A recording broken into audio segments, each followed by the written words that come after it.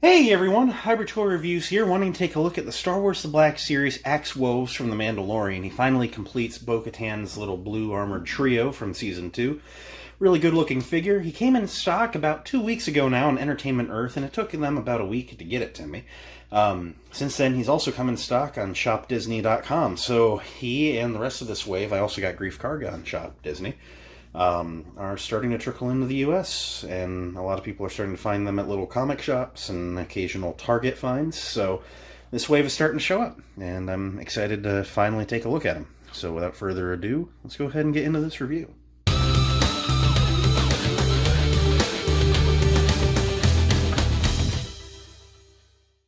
You guys know the drill. Let's be fair, we've done enough of these at this point. As always, we're going to start by taking a look at the packaging. This is basically our final wave with plastic in the package, so let's enjoy it while we can. Up top, you got your Star Wars The Black Series logo up above the big, soon-to-be-gone forever window, showing Woves and as many accessories off nicely. You got your Star Wars The Mandalorian logo there. Woves warning 4+ Hasbro. Got a nice picture of Axe over here with the Razor Crest taking off behind him, looking really cool, holding his helmet. Got his name down there at the bottom. This side of the box features your wraparound window, wraparound orange stripe, your Star Wars The Black Series logo down there. Around back, you got your Black Series logo, the artwork, his name, and then a bio about Axe in many languages. Basically tells nothing about him, because let's be fair, he was just the guy who was there to be there in that one episode, but still, gotta have him for that Bo and Casca trio. Got all your legalese, your Disney and your Hasbro logo over there. Barcode, more legalese, little window and hanger up top. Allows a little bit of light in the packaging if you're one of those losers that keeps your toys in the box, but I opened mine, so without further ado, let's do that. Take a look at what you're getting in the set. So, here's Woves out of the packaging, and as always, we're going to start by taking a look at his accessories. So, something to clarify is that there is a lot of reuse going on here, and I'll start telling you where stuff comes from as we go along. The one thing that's not reuse is this helmet. It looks really good. It's kind of like your standard Boba Jango style helmet. It's not like your Mandalorian helmet with the ridge up the center. It's very traditional Mandalorian. It looks nice, and it's nice kind of light blue with the dark gray around the eyes. A lot of scuff paint effect going on there. Looking really nice. Features a droppable visor. Mine looks a little pinched at the bottom, almost like it was just being compressed in the package, but it does fit over the head nicely, and it looks good on Axe. Now, here's where a lot of our reuse comes in. He has this jetpack, which you might be familiar with from this Mandalorian. It is just this jetpack, basically the exact same color scheme, just darker blue and more of a chrome silver effect. So it does look rather nice. Works just like most of the others, with a peg with the two little notches up on the shoulders. Just pegs onto his back. Those little tabs go into the notches. And now it's pegged in securely. It doesn't have the ability to freely rotate. And then his only weapon is reuse from Bo-Katan, Casca Reeves, that Mandalorian. It is just the kind of like modern Mandalorian pistol. However, this one is in a almost black plastic with silver paint effects. It's not just the kind of standard gray color with brown grips that a lot of them have gotten. He also only comes with one, which is accurate. The Casca Reeves here was supposed to only come with one, but they accidentally gave us a second one. They didn't make that same mistake here, which is unfortunate, because I do kind of prefer the look of a Mandalorian dual-wielding, even if not completely accurate. So, one thing also to note, I'm also very transparent with these things, is on his hip holster. First, I'll show you that it functions as intended.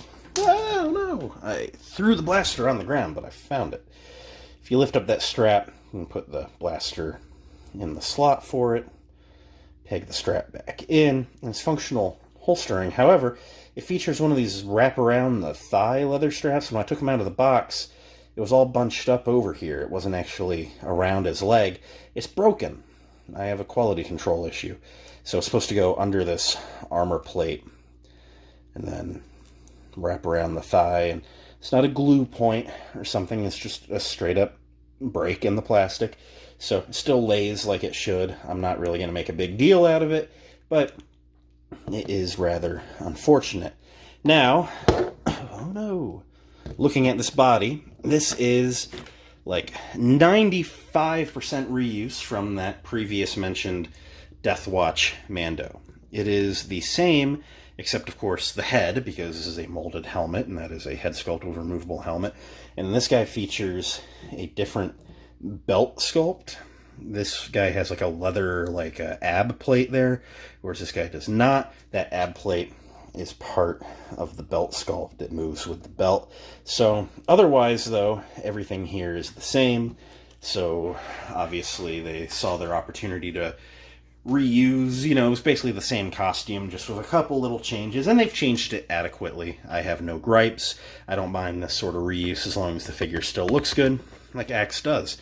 Bringing him in, and looking at that face sculpt, it's pretty good. I gotta say, I don't know the actor from anything. I know him for playing Axe Woves. So I don't know if he's been on your favorite Doctor TV show, or if he's on Battlestar Galactica, or whatever.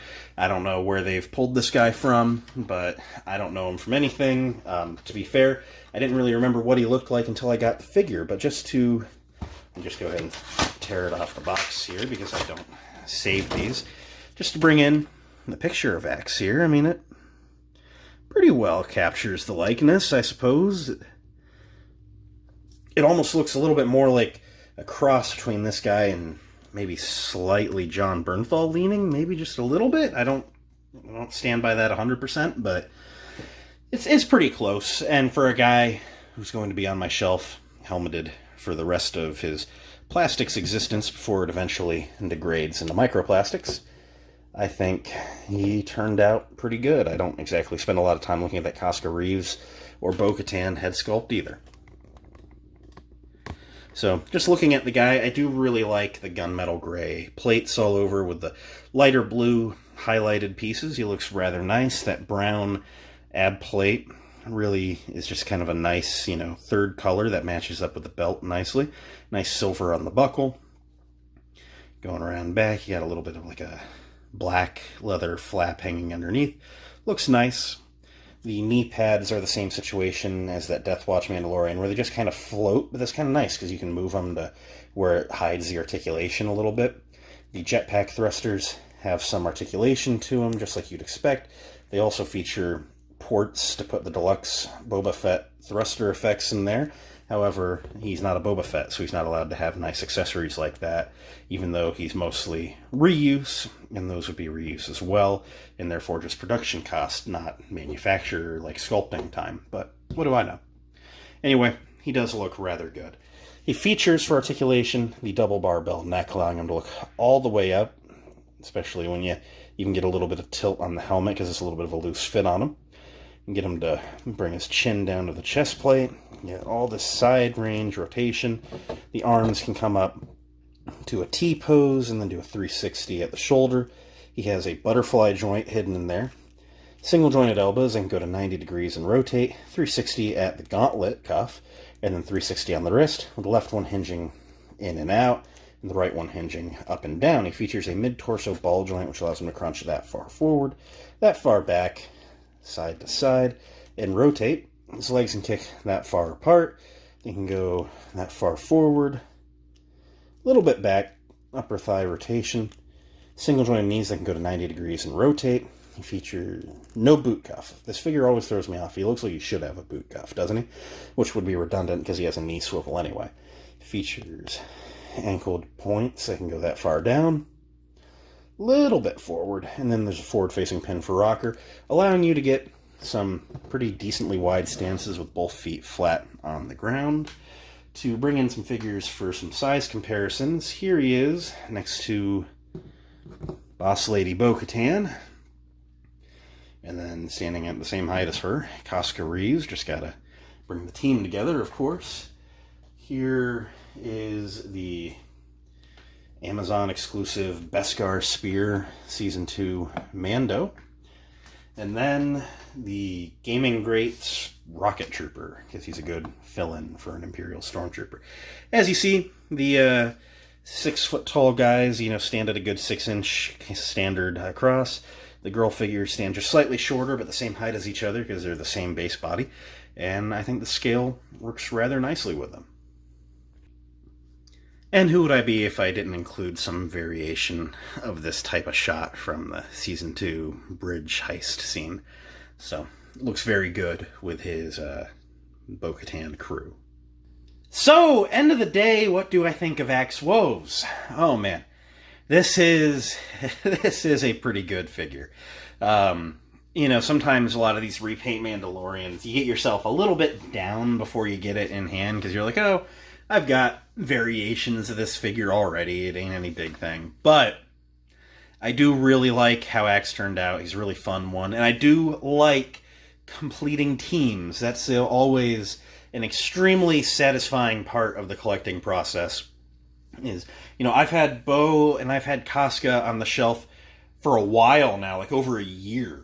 And I was okay with at least just having those two, because it at least gave me the Season 2 finale raiding Moff Gideon's cruiser crew.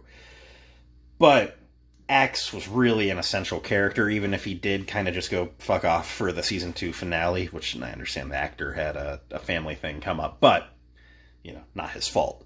But even though Axe wasn't involved in the Season 2 finale, I hope to see more of him. I'm going to be glad having this figure just in hand when he eventually shows up later on in the show, because let's be fair, he's not gone. He was just busy that day. So I'm really happy having it. I think you'd be happy with it too. I think there's not really any big argument on why you should buy this. He's a cool Mandalorian from the Cool Mandalorian show. Of course people are going to buy it. But all in all, I really like it. I think you'll like it too. Highly recommend it. Go track it down. I believe it's still been, I think it's like on like a soon-to-ship status from Entertainment Earth, and I believe Shop Disney has had it pretty regularly in stock. So go check it out there, and I'm sure it'll be at many other retailers soon.